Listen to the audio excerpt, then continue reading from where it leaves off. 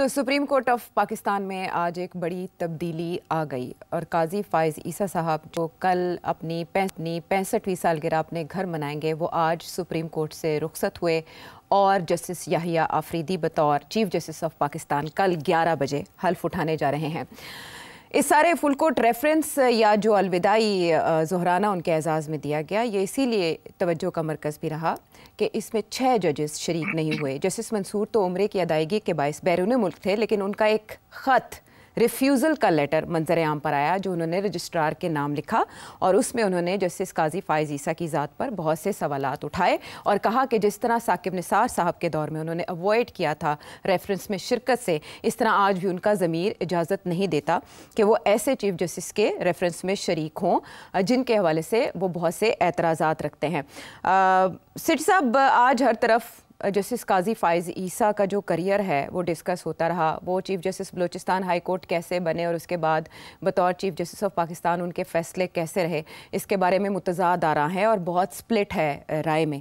لیکن میں آپ سے یہ سوال کرنا چاہوں گی کہ ایک ایسا چیف جسٹس بلاول بھٹو زرداری صاحب، جسے تاریخ میں اکلوتا چیف جسٹس کہہ رہے ہیں جس نے پارلیمان کی سربلندی کے لیے کردار ادا کیا، اور جو امینڈمنٹس اس پارلیمان نے کی بقول بلاول بھٹو کے کسی اور چیف جسٹس کے دور میں نہیں ہو سکتی تھی، جبکہ دوسری طرف اسی سپریم کورٹ کے ایک سینئر جج کی طرف سے ایسی چارج شیٹ اپنے ساتھی جج کے لیے سامنے آنا، ان تضادات کے ہوتے ہوئے آپ کیا سمجھتے ہیں قاضی فائز عیسیٰ صاحب کیا لیگیسی چھوڑ کر جا رہے ہیں؟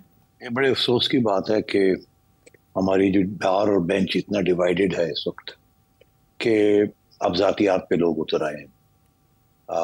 مجھے بڑا افسوس ہوا یہ خط پڑھ کر جو منصور علی شاہ صاحب نے لکھا ہے۔ ان کے آپس کے تعلقات ایک زمانے میں بڑے اچھے تھے، مگر ظاہر ہے کہ اس صورتحال میں وہ بڑے خراب ہو چکے ہیں۔ اب اس بات کو چھوڑیے، ذرا آگے چلتے ہیں کہ قاضی صاحب کی لیگیسی کیا ہے۔ دیکھیے، قاضی صاحب کے میرے حساب سے 2 ایسے فیصلے ہیں جو بڑے کنٹروورشل ہیں اور جس کی وجہ سے ان کی لیگیسی کے اوپر داغ ہے۔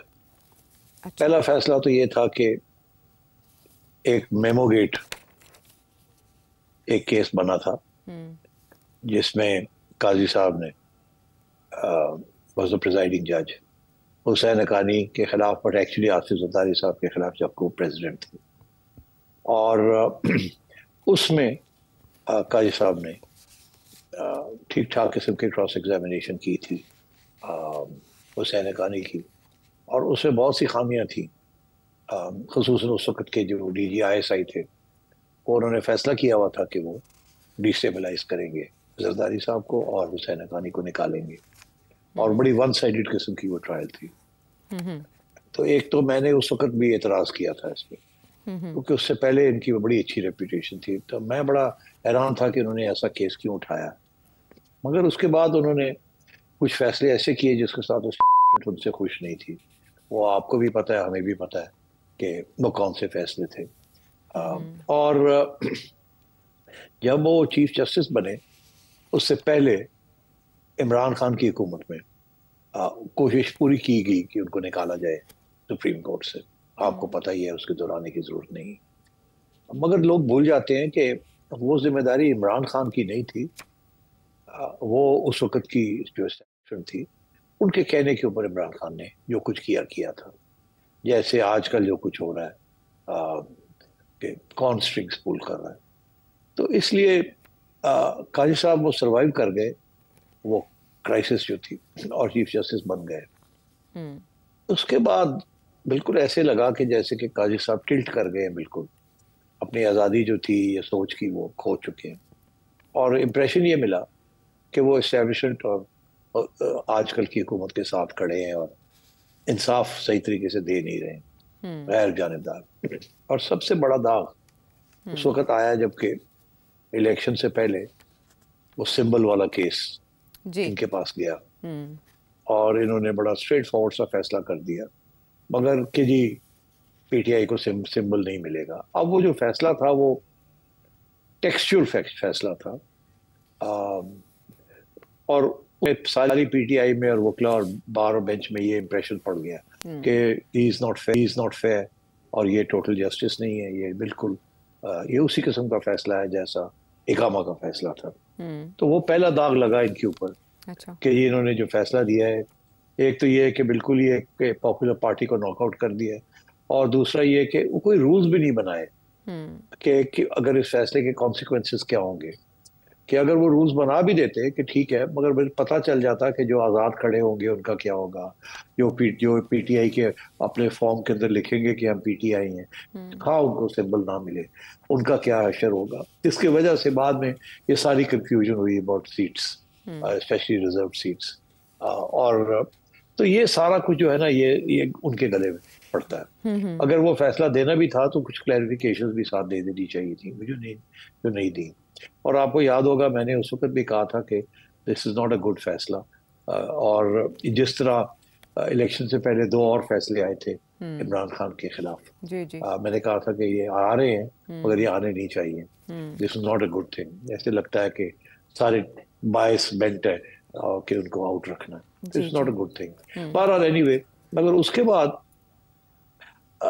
جب یہ جوڈیشری کے اندر سپلٹ آئی تو قاضی صاحب کھڑے رہے اپنے موقف کے اوپر، اور میرا خیال ہے ان کے اچھے فیصلے تھے جو بھی ہوئے.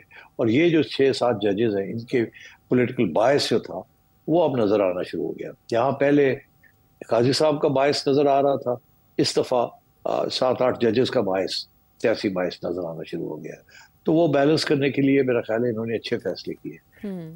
تو آن دا ہول قاضی صاحب کی مکس لیگیسی ہوگی، بیکاز دیکھیے خواتین کے لیے کھڑے رہے، مائنورٹیز کے لیے کھڑے رہے. ذوالفقار علی بھٹو صاحب کی جو کنوکشن تھی اس کو اوور ٹرن کیا، اور بہت سے اسی لیے پیپلز پارٹی ان سے خوش ہے کہ he was a good liberal جج. مگر مولانا بھی ان کے خلاف ہو گئے. وہ ایک ججمنٹ تھی جس کے اندر انہوں نے کچھ حوالے دے دیے، مذہبی حوالے دے دیے. میرا خیال ہے مذہبی لابی نے سوچا تم کون ہوتے ہو دینے والے، یہ تو ہمارا کھاتا ہے، یہ تو ہم دیں گے، اینڈ سو آن. تو پھر اس کے اندر بھی چیمبر کے اندر جا کے کچھ ریوائز کرنی پڑی، کچھ جو ریمارکس تھے ان کو ایکسٹریکٹ کرنا پڑا، ڈیلیٹ کرنا پڑا. تو یہ اس قسم کی کچھ حادثے بھی ہوئے. تو I think he became a victim of his own attempt to be transparent and neutral. تو وہ تھوڑی بہت سیسا ہوا، کبھی انڈیپینڈنٹ کبھی پرو اسٹیبلشمنٹ، اور I think that is why he became controversial. مگر یہ جو باقی جو ججز ہیں انہوں نے جو کچھ کیا ہے، سب سے زیادہ کنٹروورشل چیزیں تو انہوں نے کی ہیں. اور اس سے قبل جو قاضی صاحب سے پہلے جو چیف جسٹس تھے انہوں نے جس قسم کے فیصلے کیے they were terrible. پوری لائن لگی ہوئی ہے چیف جسٹس کی جن کی legacy is very very negative. تو I think on the whole judiciary has not conducted itself well in the last 8-10 years.